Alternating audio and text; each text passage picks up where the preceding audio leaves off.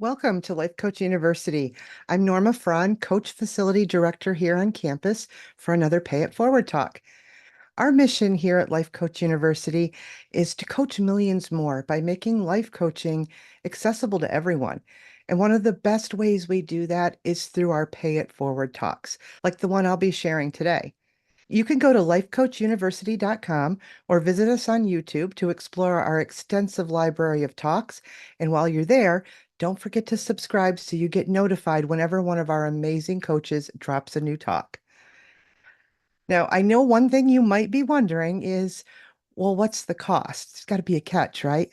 Well, that's the best part. The only cost to enjoy any of our hundreds of Pay It Forward talks and conferences is simply to promise to pay it forward with some act of kindness. So if you learn something new, share that with someone else, or hold the door open for a mom that's juggling a stroller and packages and kids, or just smile at a random stranger today. You'll never know what a difference a little bit of kindness can make in someone's life. All right, so let's jump into today's talk. Again, my name is Norma Frahn, and I'm a certified life coach and integrative nutrition health coach. And in my private practice, Mind, Body, and Plate, I help people who struggle with emotional eating and weight loss get to the root cause of overeating so that they can lose the emotional and physical weight for the last time. So, in today's Pay It Forward talk, I'm going to share with you 3 unexpected reasons that weight loss is such a struggle, and more importantly, what to do about it. So, one thing I hear all the time from my clients is, Norma, weight loss is just so hard. Now, I work with some really smart people who've achieved nothing short of superhero status in my eyes. They're raising families, they're building careers, they're business owners, the whole gamut. Yet almost every one of them have said something like, I don't know why I just can't figure this out. I've tried everything and nothing has ever worked for me. In this Pay It Forward talk, I aim to help you have a new perspective and approach to weight loss. Because when your mind, body, and plate are all working together, weight loss isn't as hard as you think. So stay until the end for my 3 easy yet effective ways to start taking the hard out of weight loss. All right, so the first reason weight loss is so hard is because it's probably something that you want more than anything in the world. You hate feeling like everyone is judging you because of your weight. Maybe you believe that losing weight is absolutely necessary in order for you to be happy. And that's a huge burden to carry. It's a ton of pressure to put on yourself. And because of it, you're likely thinking about it all of the time. And that just wears you down. It's no wonder the thought of starting another diet just feels so darn hard. When every program, meal plan, or even medical intervention has failed, it's really easy to blame yourself. I used to think that there had to be something wrong with me. And that was so frustrating because I knew I was a smart person. So why couldn't I figure this out? But let's stop here for just a second and look at some statistics. Now, according to Google, in 2023, the global weight loss market was valued at $275 billion with a B, and it's expected to reach $544 billion by 2032. But went on to break down the worldwide population. And the article said that 52% of people worldwide are trying to lose weight. So you, my friend, are not alone in this struggle. Half of the world population is struggling with weight loss, which tells me that half of the world can't possibly be a bunch of unmotivated, lazy, broken people. There is something wrong and broken in the weight loss industry. You are not to blame for failing.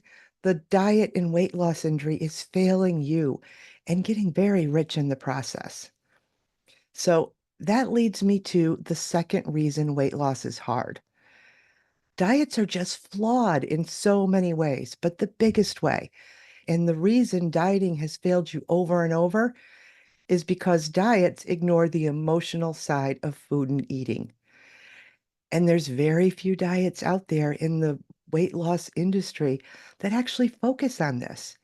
They don't teach you what to do when you have a bad day, or you're feeling really overwhelmed, or you're sad, or you feel like a pressure cooker on the inside and want nothing more than to eat it all away at 8 o'clock at night. Since most diets are only focusing on restricting food, and food is a very effective coping mechanism, when you take that away, you're left with no other option than to willpower your way through until you just can't take it anymore and break down and eat. And you usually eat a lot just to get the emotional relief you desperately need. So, in many ways, dieting is actually causing you to overeat. If food and eating is your way to cope with your emotions, restricting it is only going to make your emotions stronger and make you want to eat more. So, you see, eating to cope is much like putting a band aid on an open wound. Eating protects you and makes you feel better, even if it's only temporary. But if you don't put the band-aid on or don't eat, the wound is just going to get more and more inflamed, and it's going to make it harder and harder to rely on willpower alone. All right, so the third reason that weight loss is just so hard is that dieting takes a one-size-fits-all approach. You end up having to overhaul your whole life, and that's just not sustainable, and it's hard. There's pantry purges, rules to follow, and eating differently than your family. That's a lot of work. And when the diet doesn't consider how you live your life, it's just destined to fail you. So, my favorite example of this is the celebrity diets. They make it sound so easy, right? But think about the resources these celebrities have that most of us just don't. Personal trainers, personal chefs, nannies to watch their kids while they go work out. So, of course, it's going to be easier for them. Trying to overlay their process onto your life without all of those resources is literally setting yourself up for failure. So, how do you take the hard out of weight loss then when you're up against these three big challenges? You need a new perspective and a process that takes an inside out approach, which means you have to stop dieting like you always have and change what's going on in your mind and body so that what's showing up on your plate supports weight loss. And that's what I teach inside of Mind, Body, and Plate. So, first, you need a process that normalizes food and eating and doesn't have you thinking about food all of the time. This is a process that puts you in control, not the diet. And you really need to understand the difference between physical hunger, emotional hunger, and then just plain old habit eating and how to respond to all of them. And then learning how to eat in a way that fits your lifestyle and eliminates that habit in mindless eating that's really keeping you stuck. Those are the three keys to the Mind, Body, and Plate program. So, with that in mind, here are three inside out tips that you can start practicing today to make weight loss a lot easier. Number one, slow down and check in with yourself. This is the inside out approach. Before you eat, ask yourself, am I physically hungry? This is going to help you root out the eating that's purely out of habit or maybe emotion. So, for example, I call this one eating by the clock. Most of us eat our meals based on the time of day, and we rarely even question whether or not we're actually hungry. And then when we do sit down to eat, we're usually rushing through to get on to the next thing on our to do list. So, slow down, ask yourself if you're actually hungry, and if the answer is yes, then eat. No drama, no second guessing. But if it's no, this is a good time to pause and notice what's really going on. Just notice for now. That's enough. You don't need to do anything else with it. Write it down somewhere so when you're ready, you can take a closer look at what's really driving that urge to eat. Number two, and we're going to slow down here too. When you are eating, stop midway and check in with your body. Ask yourself, have I had enough? This is going to help you start to consciously recognize when you feel full so that you can practice stopping eating when your body's had enough food, even when it tastes really good. Now, like I said, this will require you to slow down. Did you know this little fun fact? It takes 20 minutes for your mind and your body to get on the same page when you're eating. So if you rush through a meal and are finished in like 10 minutes, you might have a false sense of fullness because your stomach hasn't caught up with your brain and vice versa. And then you're going to find yourself hungry in another hour. How many times has that happened? So, slowing down and experiencing your food is the best way to get in touch with your body and let it guide your eating instead of the urges guiding you.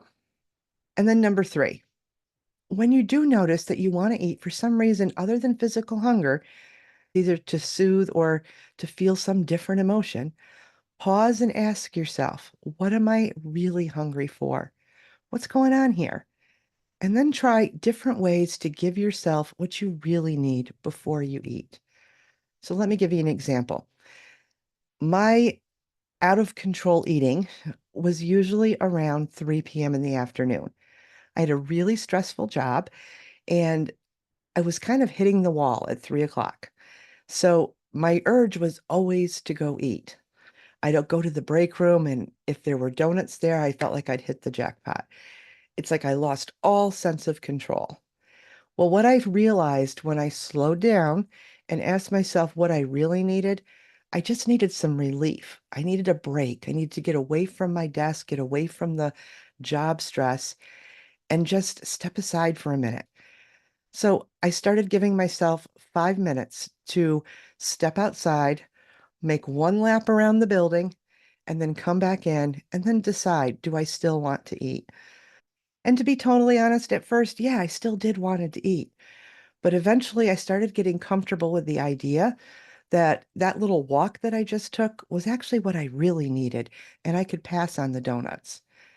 So that little pause just helped me over time realize that there was something I needed more than food, and I figured out how to give it to myself. So by doing this, it's going to help you start to recognize your emotional eating behaviors, like my 3 o'clock eating, and help you make that intentional decision to eat or try out a different way to get that need met.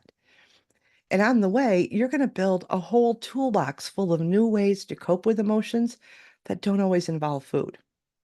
Now, admittedly, number three, that's a tricky one.